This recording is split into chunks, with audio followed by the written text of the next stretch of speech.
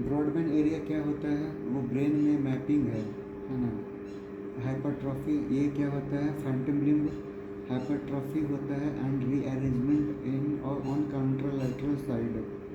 Hypertrophy और rearrangement on contralateral side phantom limbs में। Phantom limb 312 post central gyrus is sensory, 4 is pre central gyrus motor. यहाँ पे 6 होता है, फिर यहाँ पे 8 होता है।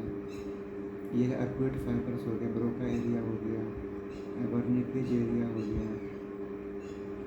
और ये क्या होता है? 41 42 ऑडिटरी कॉर्टेक्स हो गया ना। 41 42 ऑडिटरी कॉर्टेक्स, 43 होता है गैस्ट्रेटरी कॉर्टेक्स होता है। उसके बाद ये जो है 22 एरिया, 41 42 43 44 41 42 43 44 45 हो गया। ये 42 41 42 तो हो गया ऑडिटरी कॉर्टेक्स, 43 हो गया गैस्ट्रेटरी, 44 45 हो गया तुम्हारा ब्रोका एरिया। तो 22 क्या है? इसका हाफ कर दो तो ये आ जाएगा वर्निकेज। वर्निकेज में क्या होता है? ऑडिटरी एसोसिएशन एरिया भी है, ये ऑडिटरी एसोसिएशन एरिया है और वर्निकेज स्पीच एरिया है ना, लेफ्ट साइड। फिर इसमें आ जाओ, ये क्या हो गया? Broca's area 44 45। फिर इधर आ जाओ, ये 17 प्राइमरी विजुअल कॉर्टेक्स होता है, विजुअल एसोसिएशन एरिया 18 19 39 18 19 39। ये क्या होता है? Gerstmann syndrome angular gyri, angular gyrus Gerstmann syndrome GERSTMANN Gerstmann syndrome. Agraphia acalculia finger agnosia, right left disorientation. Agraphia acalculia, agraphia acalculia finger agnosia, right left disorientation, right left disorientation. Agraphia acalculia क्या होता है? Agraphia acalculia और finger agnosia, right left disorientation. Gerstmann syndrome की किस कारण से होता है? Can't write agraphia. Frontal eye field जो कि 8 वाला है, उससे क्या होता है? Look towards the side of lesion in PP इसमें होता है, वर्सेस PPRF में क्या होता है? Look away from site of legion है ना। PPRF में क्या होता है? Look away from site of legion, look away from site of legion. Conduction aphasia, ये जो है ना इसमें प्रॉब्लम है कंडक्शन एफेजिया, तो रिपीटिशन नहीं हो पाएगा, रिपीटिशन इज लॉस्ट। बोलेंगे से एप्पल, वो बोलेगा ही नहीं। वर्निकेज क्या हो गया?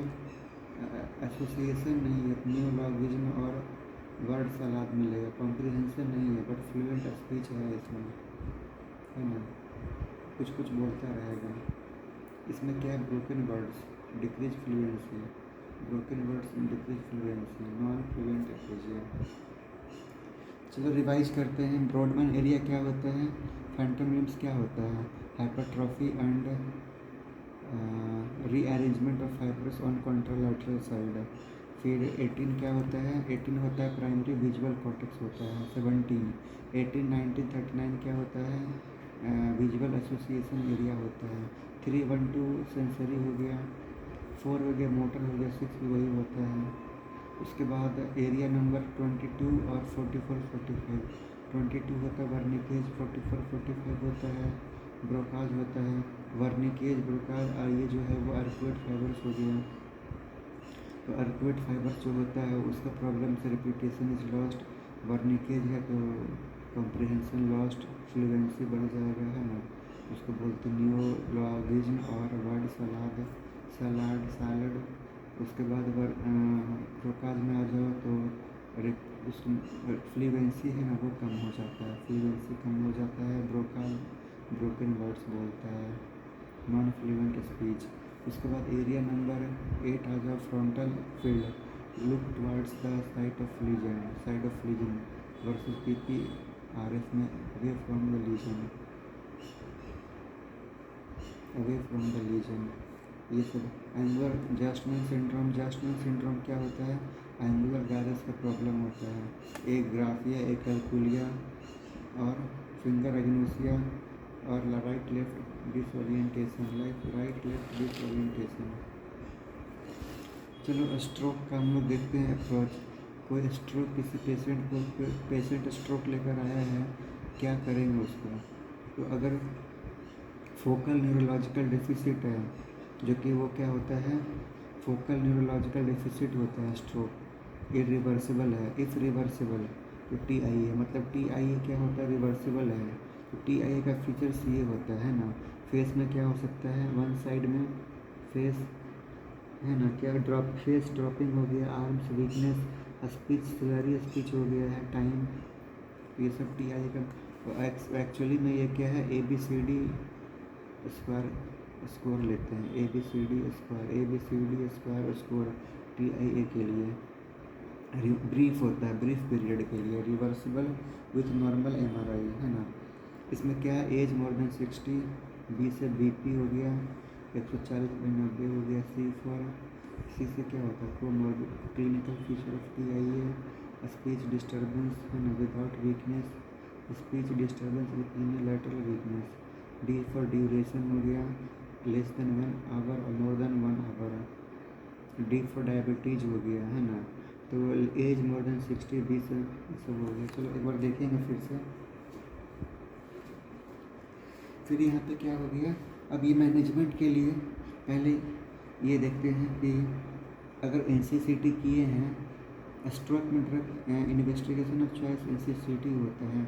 अगर ये हेमोरेजिक है, नॉन हेमोरेजिक हो सकता है, हेमोरेजिक है तो थ्रोम्बोलाइटिक्स तो कॉन्ट्राइंडिकेटेड रहेगा ना, और पतला कर देगा खून को, इसलिए नहीं देंगे।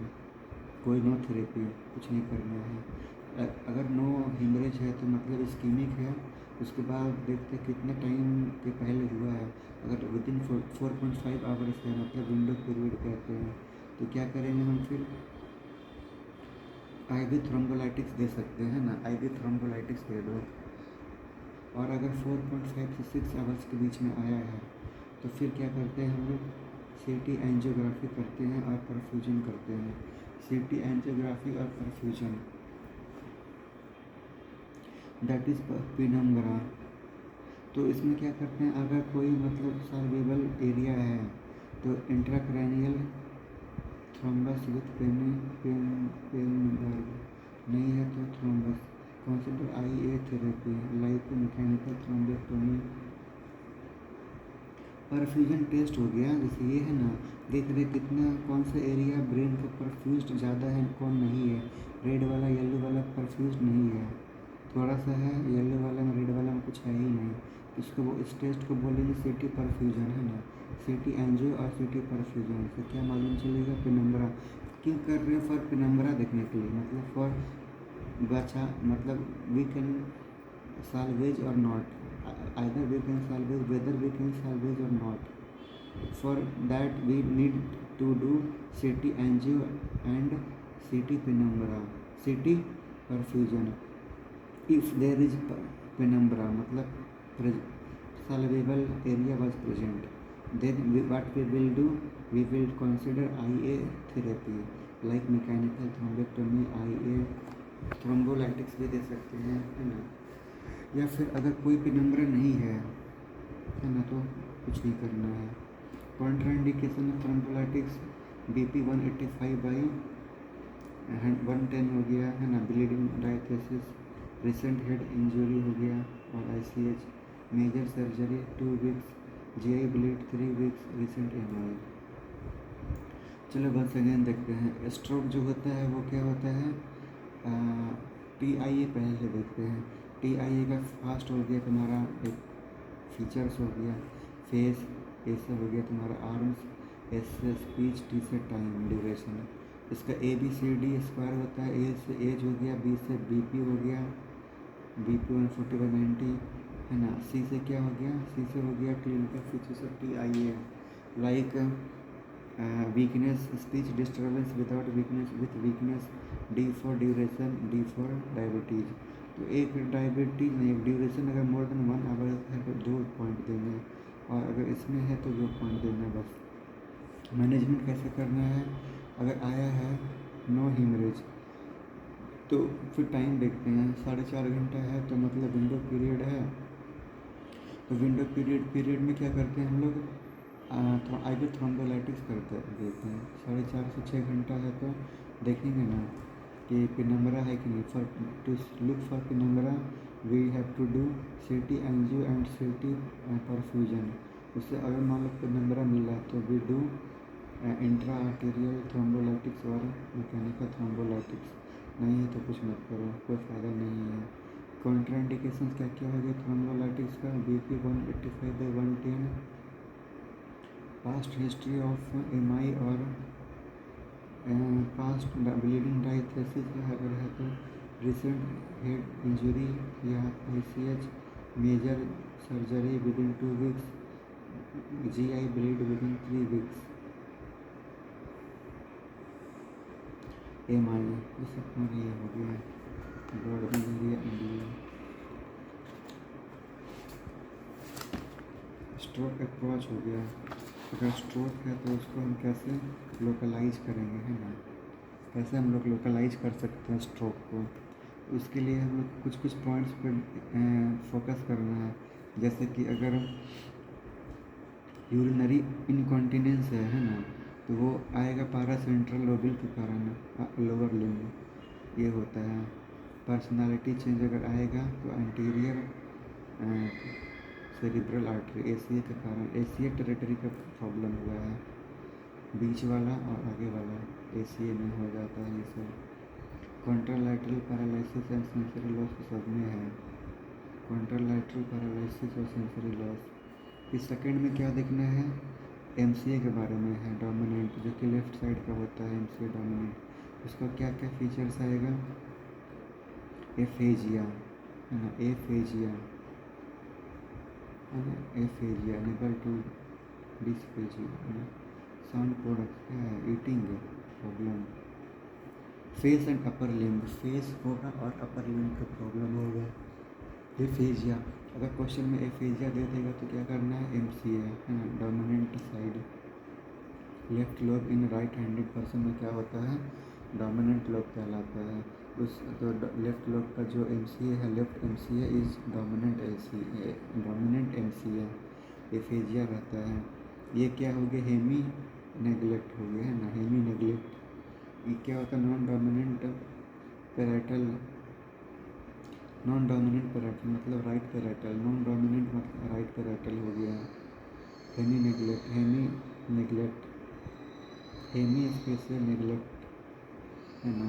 इसमें क्या होता है, ये सब तो है ही, face and upper limb plus ये, face and upper limb plus ये हो गया। इसमें face and upper limb plus aphasia हो गया। और ये क्या होता है, PCA का क्या होता है, हेमी एनोपिया है ना, हेमी एनोपिया, हाफ साइड का नहीं दिखेगा, hemianopia. Denial of blindness, Anton syndrome होता है, डिनायल ऑफ ब्लाइंडनेस बोलेगा। हम लोग को कोई प्रॉब्लम नहीं है देखने में, जबकि उसको PCA का प्रॉब्लम है। एलेक्सिया, रीडिंग अफेक्टेड, वो पढ़ नहीं पाएगा क्योंकि वो देख ही नहीं पा रहा तो कैसे पढ़ पाएगा। तो एलेक्सिया हो गया, एंटोन सिंड्रोम हो गया है ना, एलेक्सिया हो गया। विदाउट एग्राफिया, एग्राफिया नहीं होगा तो डोमिनेंट PCA हो गया, डोमिनेंट PCA, डोमिनेंट PCA होता है। इसमें भी डोमिनेंट था, नॉन डोमिनेंट बस इसी में है, पैरेटल वाला में।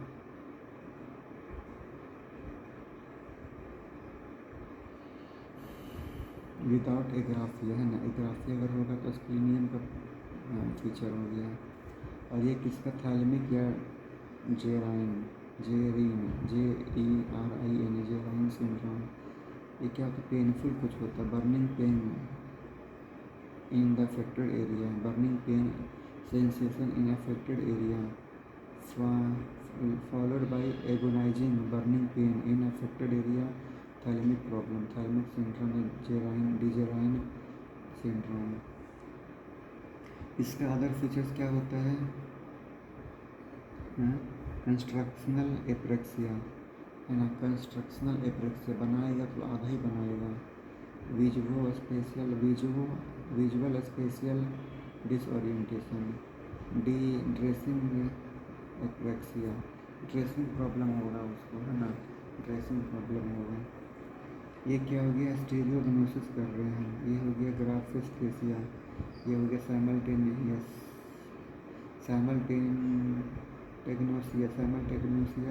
ये हो गया प्रोपग्नोसिया, प्रोमिनेंट फेस, है ना, unable to recall the name of, unable to recall the name, जान रहे हैं बट उसका नाम याद नहीं है, unable to recall the name of familiar face. ये हो गया फ्यूजिफॉर्म गायरस, टेम्पोरल ऑसिपिटल हो गया।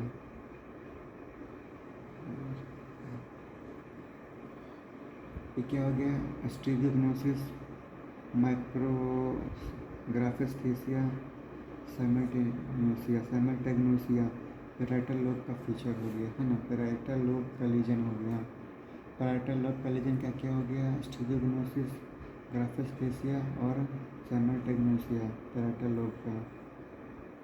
फिर ये हो गया टेम्पोरल और ऑसिपिटल हो गया, फ्यूजिफॉर्म गायरस, बस याद रखना, फ्यूजिफॉर्म गायरस, टेम्पोरल और पोस्टीरियर, ऑसिपिटल, प्रोपग्नोसिया क्या है, टेम्पोरल और occipital, fusiform gyrus, temporal, occipital और इन्फीरियर टेम्पोरल ऑसिपिटल, और इन्फीरियर टेम्पोरल ऑसिपिटल हो गया, ना सुपीरियर नहीं, इन्फीरियर टेम्पोरल ऑसिपिटल एरिया।